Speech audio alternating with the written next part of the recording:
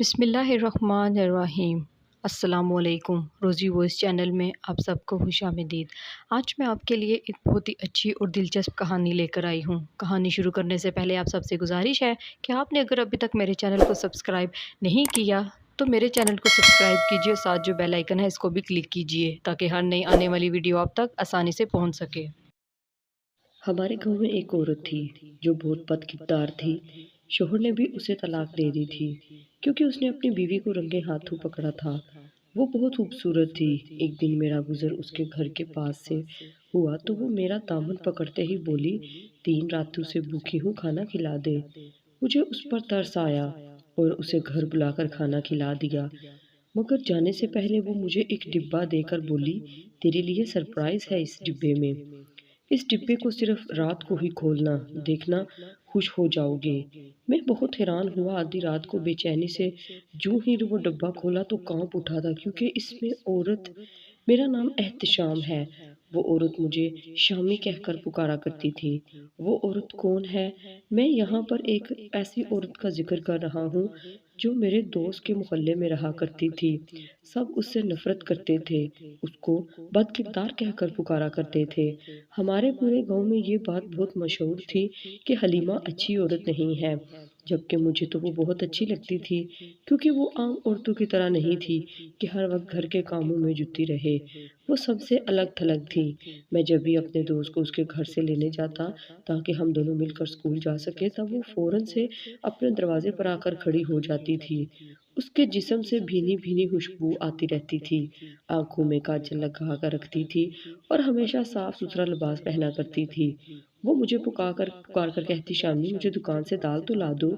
وہ اکثر مجھ سے دال منگوایا کرتی تھی، میں اس کی فوراً بات مان لیا کرتا تھا۔ ایک دن میرا دوست احسن بولا، شامی تو پاگل ہے کیا؟ تو اس عورت کی بات کیوں مانتا ہے؟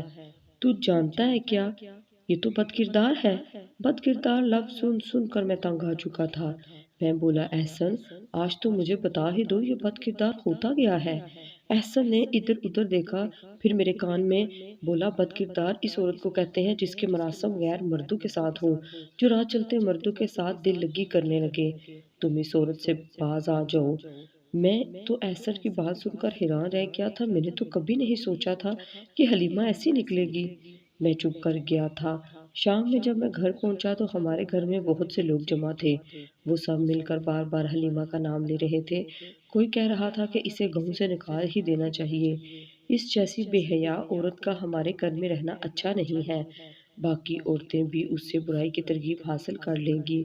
ادھر ادھر سے یہ لفظ سن کر مجھے بھی حلیمہ سے کراہت محسوس ہونے لگی تھی۔ مجھے خود پر افسوس ہونے لگا تھا کہ میں نے آج تک اس بد کردار عورت کی بات ہی کیوں مانی۔ خیر، میں نے دل میں توبہ کر لی تھی کہ میں آج کے بعد اس بارے میں نہیں سوچوں گا۔ اگلے دن میں اپنے دوست احسن کو لینے اس کے محلے گیا تو مجھے پھر سے حلیمہ نے پکارا تھا۔ میں نے انسنی کر دی تھی، مگر وہ باز آنے والی کہاں تھی۔ اس نے 1 2 بار پھر سے مجھے پکارا تو مجھے بہت غصہ آ گیا۔ میں غصے سے بولا، مجھے آواز مت دیا کرو، ممکن جانتا ہوں تم بد کردار عورت ہو، مجھے تم جیسی عورت کی کوئی بات نہیں سننی۔ اس دن میں نے ہمت دکھائی تھی، اس کے بعد میری زندگی سے حلیمہ کا منحوس سایہ چھٹ گیا تھا۔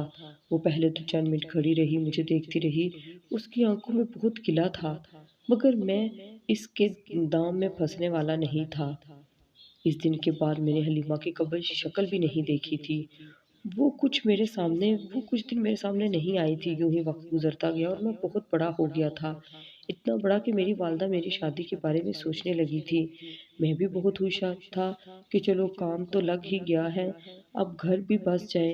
امی بولی، احتشام بتا تجھے کیسی لڑکی سے شادی کرنی ہے؟ امی کی بات سن کر میری آنکھوں کے سامنے ایک دم سے حلیمہ کا چہرہ گھوم گیا تھا۔ مجھے اپنے آپ پر حیرت ہوئی تھی کہ میں نے ایسا کیسے سوچ لیا ہے۔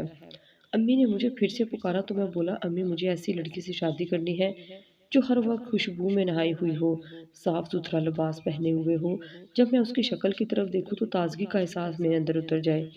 میری امی ہکا بکا میری طرف دیکھتی رہی، پھر بولی، ایسی عورتیں گھر بسانے کے لائق نہیں ہوتی، جو عورت بہت زیادہ بن ٹھن کر رہنے والی ہو وہ اعتبار کے قابل نہیں ہوتی۔ مجھے امی کی بات اچھی نہیں لگی تھی، ایسا نہیں تھا، کیونکہ میں نے اپنی زندگی میں اسکول اور کالج میں بہت سی ایسی لڑکیاں دیکھی تھی جو سج دھج کر رہنے والی تھی، مگر ان میں کوئی برائی نہیں تھی۔ خیر میں نے اپنی پسند کے متعلق امی کو بتا دیا تھا۔ ایک دن وہ کہنے لگی، احتشام پتر، میں آج ہی تیرا رشتہ دیکھنا شروع کر رہی ہوں۔ مجھے پڑوسن نے دوسرے گاؤں کی ایک لڑکی کے متعلق بتایا کہ وہ بہت اچھی ہے اور ساتھ ہی ساتھ پڑھی لکھی بھی ہے، اس لیے میں آج وہاں تمہارا رشتہ دیکھنے جاؤں گی۔ میں نے سر ہلا دیا تھا۔ امی صبح سویرے ہی پڑوسن آنٹی کے ساتھ گھر سے نکل گئی تھی۔ مجھے امید تھی کہ آج خیر کی خبر آئے گی۔ مجھے یقین تھا کہ آج تو امی میرا رشتہ پکا کر کے ہی آئیں گی۔ ابھی 12 بھی نہیں بجے تھے کہ امی گھر میں داخل ہو چکی تھی۔ ان کا موڈ بے حد خراب تھا۔ وہ بڑبڑاتی ہوئی گھر میں داخل ہوئی تھی اور گیٹ کو بھی زور سے بند کیا تھا۔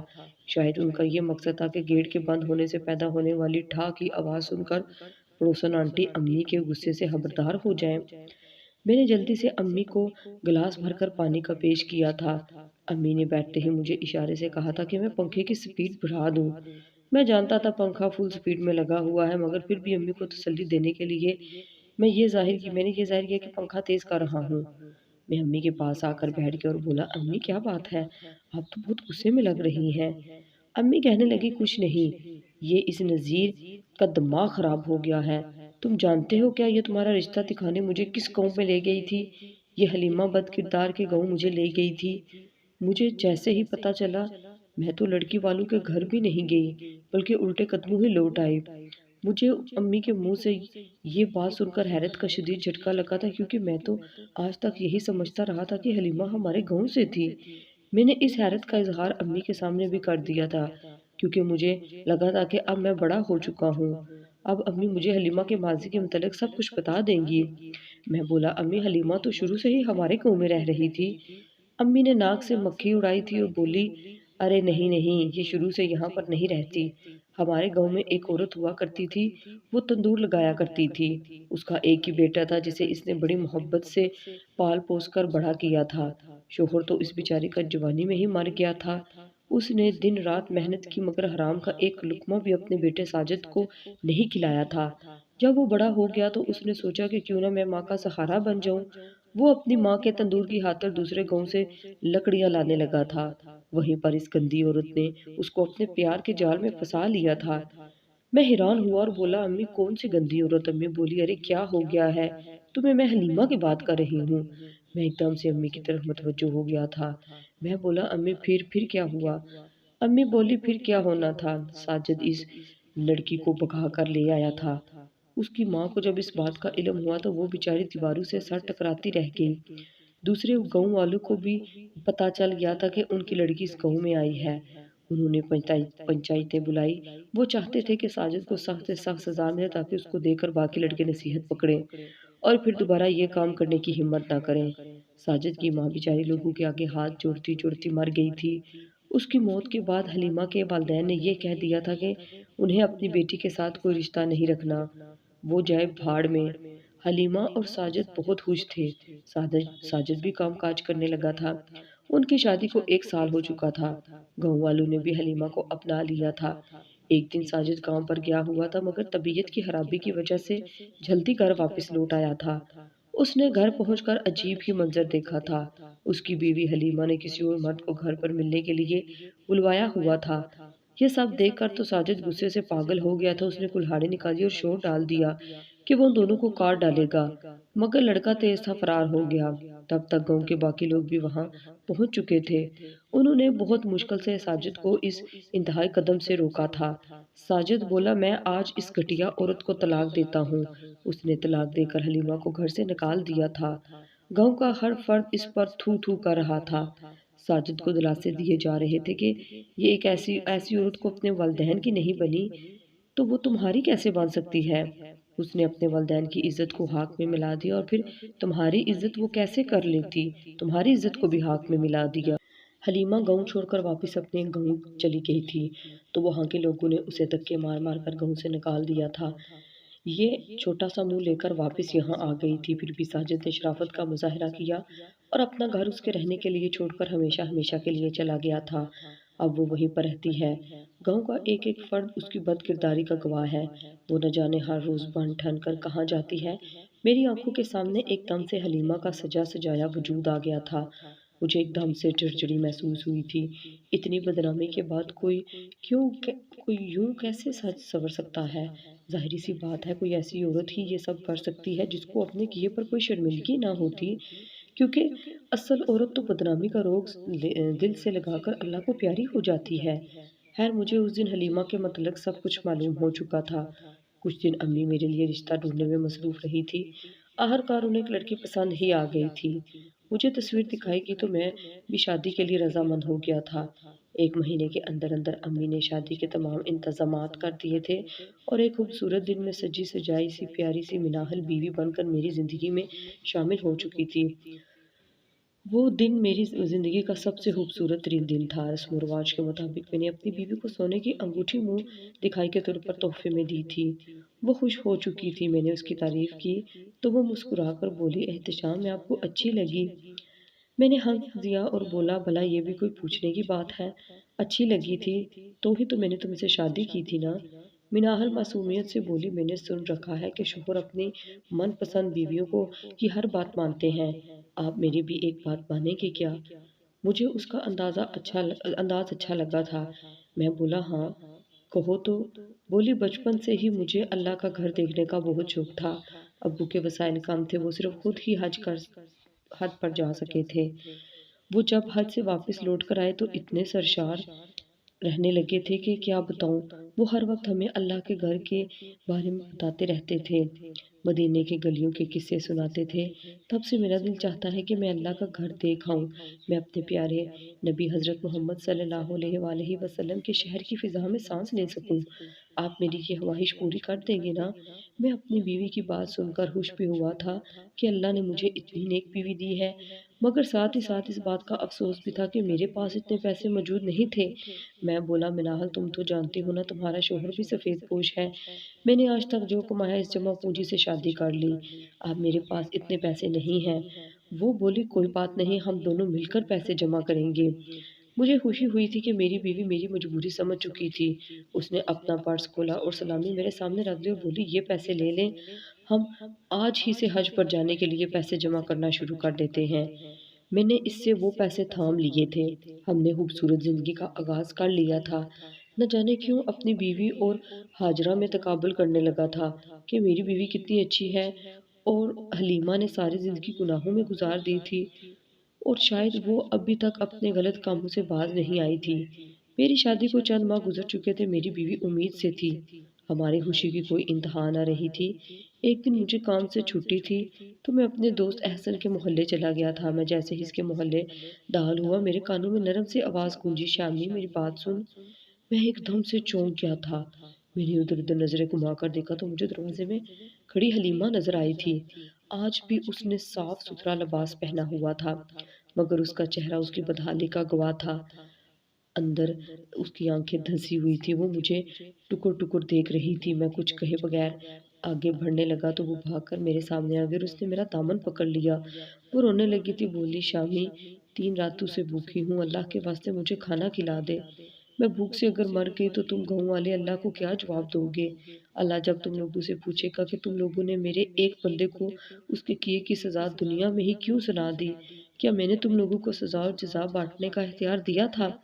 اگر نہیں دیا تو تم لوگوں نے خود کو خدا سمجھ کر اسے سزا کیوں دی؟ حلیمہ کی بات سن کر مجھ پر کپ کپی طاری ہو چکی تھی۔ وہ سچ کہہ رہی تھی، گناہ کی سزا تو اللہ دیتا ہے، انسان تو نہیں انسان کو دیتا۔ پھر آج تک ہم سب نے مل کر حلیمہ کو کیوں سزا دی؟ میں بولا، اٹھو میرے ساتھ گھر چلو۔ میری بات سن کر وہ ایک دم سے اٹھ کر کھڑی ہو چکی تھی۔ وہ میری آنکھوں میں آنکھیں ڈال کر بولی، میرا قدم پڑنے سے تمہارا گھر ناپاک تو نہیں ہو جائے گا نا؟ میں نے نفی میں سر ہلا دیا تو وہ بولی، رکو، مجھے اپنے گھر سے ایک چیز لانی ہے۔ جب وہ لوٹی تو اس کے ہاتھ میں ایک ڈبہ پکڑا ہوا تھا۔ میں سمجھا شاید وہ کھانا کھا کر کچھ کھانا اپنے گھر بھی لے جانا چاہتی ہو، اس لیے اس نے ڈبہ لے لیا۔ وہ میرے ساتھ چلنے لگی تھی۔ سارا راستہ وہ اللہ کا ورد کرتی رہی تھی۔ اس کی آواز میں ایک عجیب سی تاثیر تھی کہ میری آنکھوں سے آنسو بہنے لگے تھے۔ میں جانتا تھا کہ یہ سب اس لیے ہو رہا ہے کیونکہ شروع سے ہی میرے دل میں حلیمہ کے لیے ایک سافٹ کارنر تھا۔ وہ عمر میں مجھ سے بڑی تھی، اس لیے اس جذبے کو محبت کا نام نہیں دیا جا سکتا تھا، شاید مجھے اس سے عقیدت تھی۔ میں نے جلدی سے نفی میں اپنا سر جھٹکا کہ ایک بد کردار اور اس سے عقیدت کیسے ہو سکتی ہے؟ عقیدت تو اللہ والوں سے ہوتی ہے۔ میں حلیمہ کو لے کر گھر پہنچا۔ تم شکر کہ امی شہ کے گھر پہ نہیں تھی۔ میری بیوی مناحل بولی، احتشام یہ کون ہے؟ میں بولا یہ ہماری مہمان ہے، تم اس کی خدمت کرو۔ حلیمہ بولی، شامی یہ کون ہے؟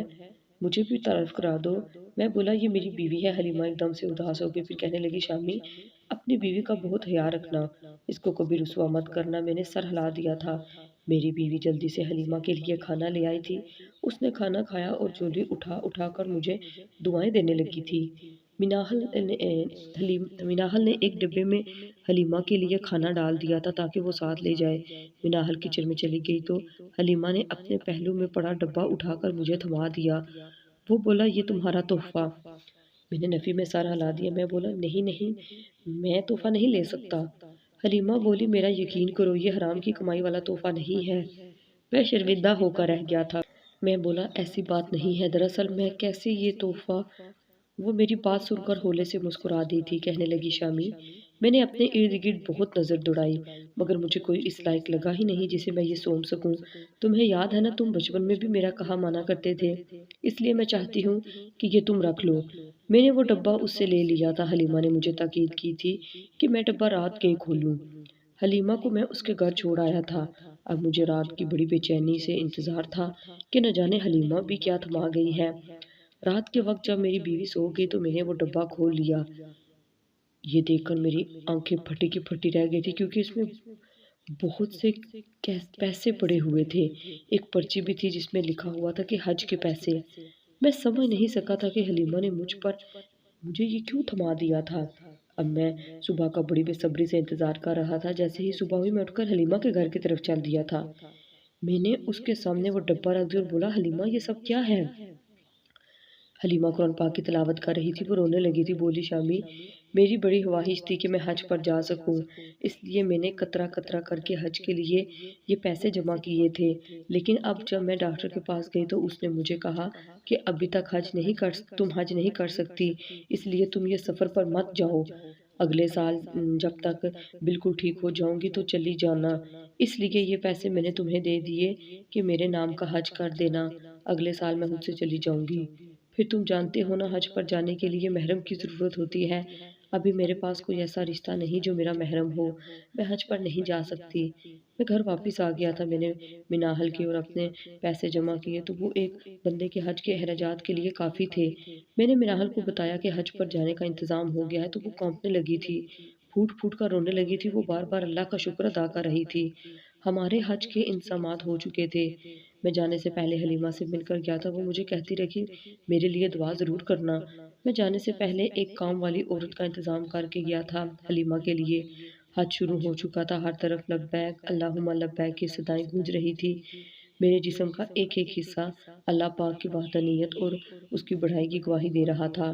آنکھوں سے آنسو ٹپک رہے تھے۔ تب میں بولا، اے حلیمہ بہت گناہ گار عورت ہے، اے اللہ حلیمہ بہت گناہ گار عورت ہے، اس نے تیری متعین کردہ حدود کو پار کیا ہے، مگر تو غفور ہے، اسے معاف کر دے۔ ابھی میں یہ دعا ہی کر رہا تھا، میرے کانوں میں ایک آواز گونجی، شامی۔ میں نے جلدی سے سر اٹھا کر دیکھا تو لوگوں کے ہجوم میں حلیمہ نظر آئی تھی۔ وہ حج میں مصروف تھی، اس کے چہرے پر نور ہی نور تھا۔ میں حیران تھا کہ وہ یہاں کیسے پہنچ آئی ہے۔ میں جلدی سے اس کی جانب لپکا تھا، وہ حج میں مصروف تھی، لبیک اللہم لبیک پکار رہی تھی۔ میں اس کی جانب گیا مگر وہ تب تک بھیڑ میں میری نظروں سے اوجھل ہو گئی تھی۔ میں نے سوچا کہ حلیمہ نے ایسا کیوں کیا، مجھ سے جھوٹ کیوں بولا۔ خیر میں نے سوچا کہ جب سے مجھے دوبارہ ملے گی تو میں اس سے پوچھ لوں گا، لیکن میں اور مناحل جتنے دن بھی وہاں رہے ہمیں حلیمہ نظر نہیں آئی تھی، یہاں تک کہ ہم واپس اپنے گاؤں پہنچ چکے تھے۔ سارا راستہ مجھے یہ بات پریشان کیے ہوئے تھی، اس لیے میں جیسے ہی فریش ہوا میں گھر سے باہر نکل گیا۔ میرا روح حلیمہ کی طرف تھا۔ میں وہاں پہنچا تو اس کے دروازے پر بڑا سا تالا لگا ہوا تھا۔ میں اب بھی سوچ میں ہی گم تھا کہ میرے پاس سے ایک آدمی گزرا۔ میں بولا، انکل جی حلیمہ ابھی تک حج سے واپس نہیں آئی کیا؟ وہ انکل میری بات سن کر ہنس دیے۔ وہ بولے، برخوردار اچھا مذاق کر لیتے ہو، تم جانتے بھی ہو کہ حلیمہ بد کردار عورتوں کو اللہ اپنے گھر بلانا پسند نہیں کرتا۔ وہ ساری عمر حج پر جانے کے لیے پیسہ جوڑتی رہی مگر نہ جا سکی اور یہ ارمان دل پر لے کر ہی مر گئی۔ میں بولا کیا مر گئی؟ وہ انکل بولے ہاں حلیمہ تم لوگوں کے جانے کے 2 دن بعد ہی مر گئی تھی، تمہارے لیے اپنے گھر کی چابیاں چھوڑ کر گئی ہے۔ میں وہی زمین پر گر گیا تھا اور بولا اگر حلیمہ مر گئی تھی تو حج پر کون تھا؟ میں جلدی سے اس کے گھر میں داخل ہوا تھا، ایک کمرے کا مکان اپنے مالک کے بغیر اداس پڑا تھا۔ میں جلدی سے اس کے کمرے میں داخل ہوا تو ایک صندوق پر نظر پڑی تھی۔ میں نے وہ کھول کر دیکھا تو اس میں ایک ڈائری پڑی تھی، وہ میں نے کھول کر پڑھنا شروع کر دی تھی۔ مجھے دیکھ کر حیرت ہوئی کہ وہ میرے لیے ہی لکھی گئی تھی۔ اس پر لکھا تھا شامی میں نے آج تک کسی کو اپنی اصلیت بتانے کی کوشش نہیں کی کیونکہ مجھے کسی کی پرواہ نہیں، میں صرف تمہیں اپنے بارے میں بتانا چاہتی ہوں کیونکہ مجھے اس بات سے فرق پڑتا ہے کہ تم میرے بارے میں کیا سوچتے ہو، کیونکہ میرا بھی ایک بھائی تھا جو بالکل تمہاری عمر کا تھا، تم جیسا لگتا تھا۔ مجھے ساری زندگی تم میں اپنا چھوٹا بھائی نظر آیا ہے شامی، میں نے اپنی زندگی میں صرف ایک گناہ کیا تھا اور وہ تھا کہ میں گھر سے بھاگ کر ساجد کے ساتھ میں نے نکاح کر لیا تھا۔ اس کے بعد میں نے کبھی کوئی برا کام نہیں کیا تھا۔ میں نے ساجد سے بہت محبت کی تھی مگر اس کا دل مجھ سے بھر چکا تھا، وہ مجھے طلاق نہیں دے سکتا تھا کیونکہ اس طرح دونوں گھروں کے لوگ مل کر اسے سزا دے دیتے، اس لیے اس نے اتنا گھناؤنا کام کیا اور مجھے بدنام کر دیا، مجھ پر جھوٹا الزام لگا دیا۔ جب ساجد گھر آیا میں تو سو رہی تھی، اس نے چیخنا چلانا شروع کر دیا تھا۔ ساجد نے مجھے کسی سے نظر ملانے کے قابل نہیں چھوڑا تھا۔ میں نے زندگی سے منہ موڑ لیا تھا مگر تب اللہ نے میرے لیے مدد بھیج دی تھی۔ مجھے گاؤں سے دور ایک جگہ پر استانی کی جاب مل گئی تھی کیونکہ میں پڑھی لکھی تھی۔ اب میں ہر روز تیار ہو کر گھر سے نکلتی تو لوگوں کو بات کرنے کا موقع مل گیا تھا۔ لوگوں نے میرا وجود چھلنی چھلنی کر دیا ہے شامی، میں بدکردار نہیں ہوں مگر مجھ پر یہ ٹھپا لگ چکا ہے۔ مجھے یہ پتا چلا ہے کہ میں کینسر کی مریضہ ہوں، چل بسوں گی، اس لیے سوچا کہ تم میرے پیسوں پر حج کراؤ تاکہ میری بے سکون روح کو قرار آ جائے۔ میں حلیمہ کا ہاتھ پڑھ کر پھوٹ پھوٹ کر رونے لگا تھا۔ یا اللہ، ہم گاؤں والوں نے کتنا بڑا ظلم کر دیا تھا، ہم نے کسی بے گناہ کے ساتھ کیا کر دیا تھا، مگر یہ سوچ کر دل کو ذرا آسرا تھا کہ اللہ نے اسے اپنے ہاں سے بہترین اجر عطا کر دیا تھا۔ میں نے اپنے سب گاؤں والوں کو جمع کر کے حلیمہ کا قصہ سنایا تھا، لوگ بھی پھوٹ پھوٹ کر رونے لگے تھے، سب باری باری جا کر اس کی قبر سے معافی مانگ رہے تھے۔ وہ حلیمہ جس کا نام بھی لینا پسند نہیں کیا جاتا تھا آج گھر گھر کا موضوع بن چکی تھی۔ ہر فرد انفرادی طور پر اس کی بخشش کی دعا اپنے اپنے گھروں میں کروا رہا تھا۔ اللہ نے مجھے بیٹی عطا کی تو میں نے اس کا نام حلیمہ رکھ دیا تھا۔